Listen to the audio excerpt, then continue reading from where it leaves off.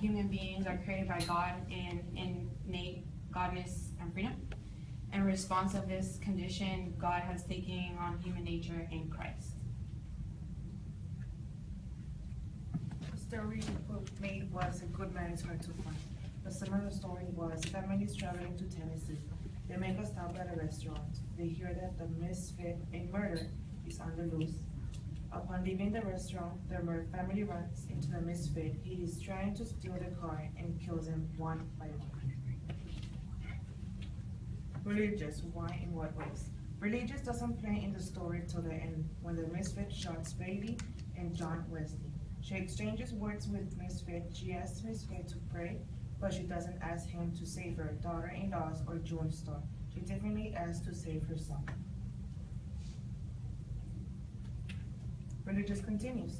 And the old lady gives her own meanness in an unexpected act of compassion. She murmurs, here's one of the murmurs, why are you one of my babies? You're one of my own children. This act of gratitude causes a misfit nothing but pain, as if a snake had bitten him. The result is that the grandmother becomes a good woman in the last moment of her life, as she suffers death from the misfit's hand.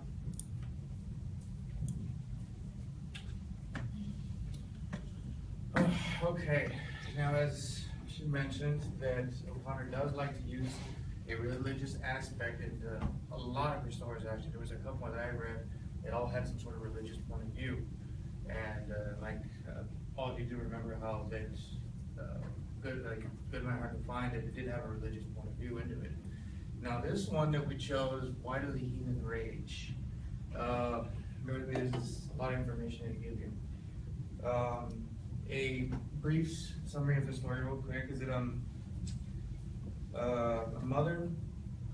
son of a mother who's 28 years old, and she considers him to be a lazy good for nothing. He doesn't do anything at the house, just sits there, indulges into his readings, okay? And his father ends up suffering a heart attack. Now, his mother approaching about you need to take up the mantle. It's your job. It's your responsibility. You need to be the one manning this place. She comes across a certain text that he had been always gluing himself to, and part of it is a letter. It's a book, and it's gonna. I think how it says it contains letters. And one of them is through. You have to understand this part. It comes from Saint Jerome to Heliodorus. Now I had to go back and look up because I didn't know what this was.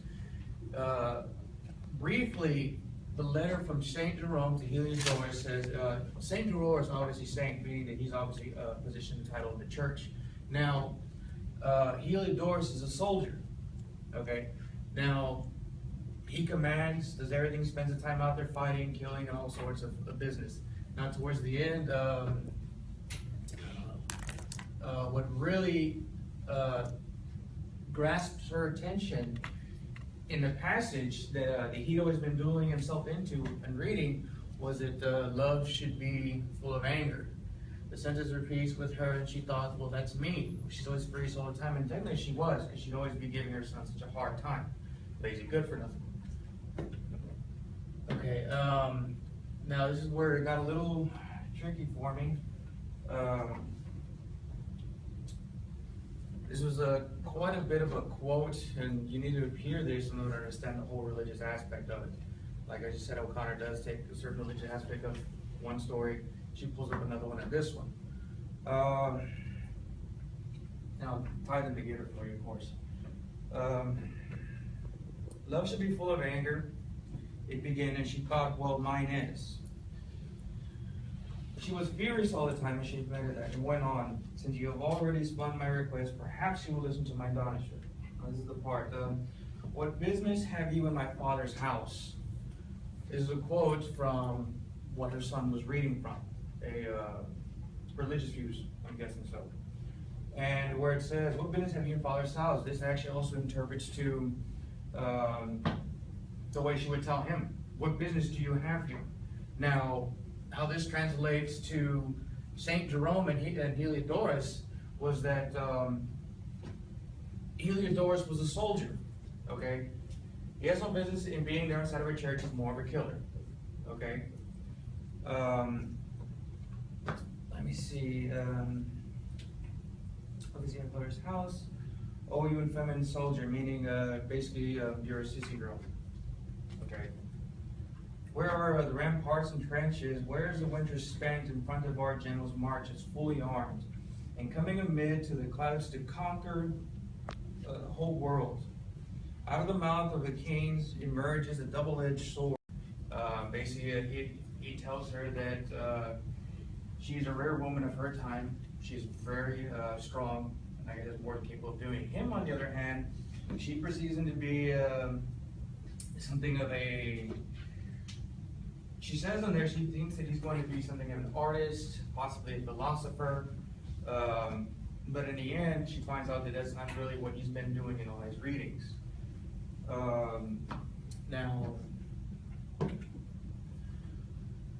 Okay, the title of the story that we chose to pick actually comes from Psalms 2:1, and the main part of it is "Why did the Heathen Rage?" Okay, as you can see right here, the actual meaning of the title, "Why did the Heathens Rage?" of course derives of course from the second Psalm, which God has risen up in rebellion against the Lord and against his appointed one. Appointed one, of course, you can interpret that meaning Jesus. Now, heathen here, as O'Connor likes to use it, it's going to be the mother, okay? And Walter is actually portrayed as the anointed one. It took me a little while to figure all this out, so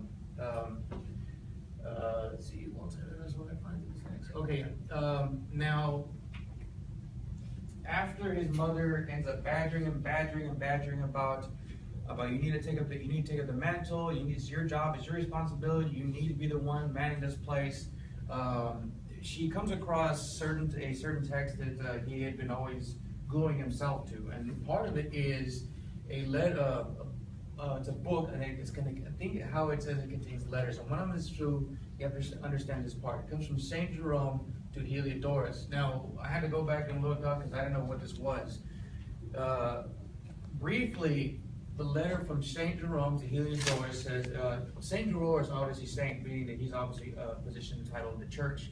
Now, Heliodorus is a soldier, okay? Now, he commands, does everything, spends the time out there fighting, killing, and all sorts of business. Now, towards the end, what really grasps her attention in the passage that he'd always been dueling himself into and reading was that love should be full of anger. The sentence repeats with her, and she thought, well, that's me. She's always furious all the time, and technically she was, because she'd always be giving her son such a hard time. Lazy good for nothing. Okay, now this is where it got a little tricky for me. This was quite a bit of a quote, and you need to hear this in order to understand